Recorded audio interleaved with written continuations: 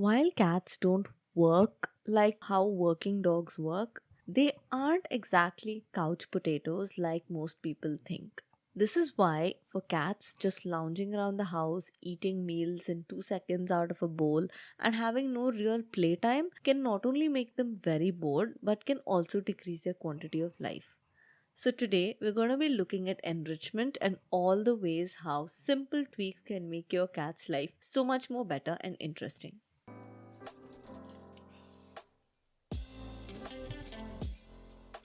Welcome to the Practical Pet Parenting Podcast, where science and research meets simplicity, practicality, and humor. Because we all know that pet parenting isn't just one thing. It's magical, beautiful, life-changing, frustrating, and overwhelming all at the same time. I'm Dr. Ashita Suresh, a vet, a mom, a dog mom, on the multiple species pet parenting journey just like so many of you. Join me as we cut through the noise, fear, and fluff and take pet parenting from overwhelming to, well, barely manageable. So let's get this out of the way first. Why is there a need for enrichment? Cats are hunters. While they do spend a lot of their day sleeping, no argument there, the rest of the day is spent in a lot of activity, and a lot of that activity is mental. Keeping track of prey, going behind and literally tracking the prey, eventually hunting it down, and also picking it apart and finally eating it leisurely and happily. This instinct has still stayed very strong with them. And also, now that our cats are indoor, when they get bored, they turn to behaviors that are generally not good for them at all. If you have food always available out for your cat, they tend to overeat.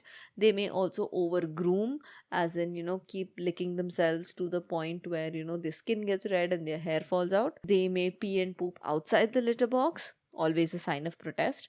And they may even show signs of urinary tract disease. Yes, a sign of stress in cats manifests as urinary tract disease. Also, yes, I'm as puzzled about that as you are. And also, breed variations are also a thing with cats, just like in dogs. While Persian cats may be generally laid back, breeds like Maine Coons and Bengals are definitely not and honestly require a lot of exercise and mental enrichment. Now, don't get me wrong, chilling is definitely a very big part of a cat's life. But having said that, just like you and me, too much chilling has never helped anyone. We need to stay active, and so do they. Next, how do we go about the enrichment process? There are plenty of ways to do this. Some that work around food centered options, and some that do not work around food. And not everything will suit all cats, and not everything may be practical for you. So, you will need to do some trial and error, but let's explore our options first. Now, let's go for our food centered options. The first up is food puzzles. Now, these are like how dogs have these Kong toys, if you have seen it. You can just fill it up with food. Kibble usually works great for this, and they kind of play with it, roll it around because they are enticed by the sound. They roll it around, and if they put it in exactly the right way, maybe one or two pieces fall out, and they eat that and they're happy. It stimulates their hunting instinct, it keeps them a little busy, and it also gives them a snack. What more can you ask for? Next is lick mats. If you have a cat who is especially likes wet food, then lick mats are great. Try to get lick mats that are as textured as possible. They have a lot more grooves in it so that they really need to get in there with their tongues and really lick it clean. And this keeps them busy, and also it helps them eat slower and also gives them some form of mental activity during meal times. Next, we have slow feeder bowls or puzzle feeder bowls. These are basically bowls, you might have seen them. They have a lot of buttons, they have a lot of grooves, and compartments where they have to kind of push it or press a button or something like that, and then they get access to the food that's in the bowl. This is also great, and if you're worried that they are working a little too much, don't worry. Cats are most of the time more intelligent than we are, and they tend to figure it out super quickly. You will most likely have the opposite problem that they have figured it out too quickly and you need to find another one. And next we have scatter feeding. I've talked about this before. Basically, it's just when you throw food on the ground and let them, just pick it up from the area. If you don't have an insect or an ant or a termite problem, this works great and it's the simplest thing to do. But just be warned of the quantity. If your cat is generally not very food motivated, don't put down too much, because if they leave it, it's a pain to clean. Also, other ideas are, if your cat likes eggs, you can just roll a hard boiled egg on the floor after removing the shell.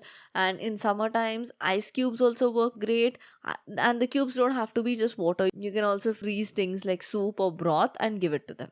Next, we come to non food centered options. And here, the first one I would say are wall mounted shelves. So, cats in general love to look at the world from higher up. It makes them feel very safe when they're observing the world from a height. So, what you can do is you can easily get these adhesive, the ones you stick on the wall, those kind of shelves, maybe from Amazon or something. They do come pretty cheap, and you can put them in different heights on the wall so that they have a sort of obstacle course kind of. They can jump from one to the other, and they can even sit there, and it also makes them feel very safe because they can look at the world from a higher up place.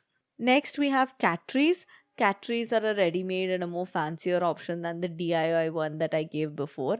They also have a lot of nooks and crannies and also some toys where they can explore. Next, we have catnip. Now, if you're wondering why catnip is so low on the list, it's because individual cats have very individual reactions to catnip. Some of them love it, it calms them down. Some of them get excited to an almost stressed out level. So, if your cat likes catnip, a great way is to put that um into a sock and tie it up and give it to them to play with. Works great. And the last and probably the most important thing of them all would be scheduled playtime. Now, I cannot stress how important this is. Whether you have 10 minutes, whether you have half an hour, whether you have 1 hour, block some time every day at the same time where you can play with your cat and interact with them. This really helps get some energy out and also get them exercise at the same time. And you can also do a lot of other things that maybe your individual cat likes. Maybe take them for a walk, maybe let them sit in front of a window. As long as they are using their brains, it's great. I hope this list gave you some ideas which you can try to kind of make your cat's life a lot more interesting. Unlike the common belief, cats are not low maintenance. They just have needs that were ignored for a very long time. And now, hopefully, you can start enriching their lives.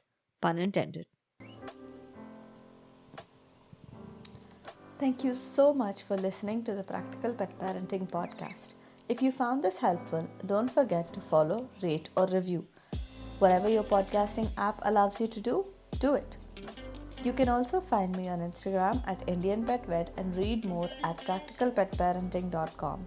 Much love to you and your pets, and see you next week.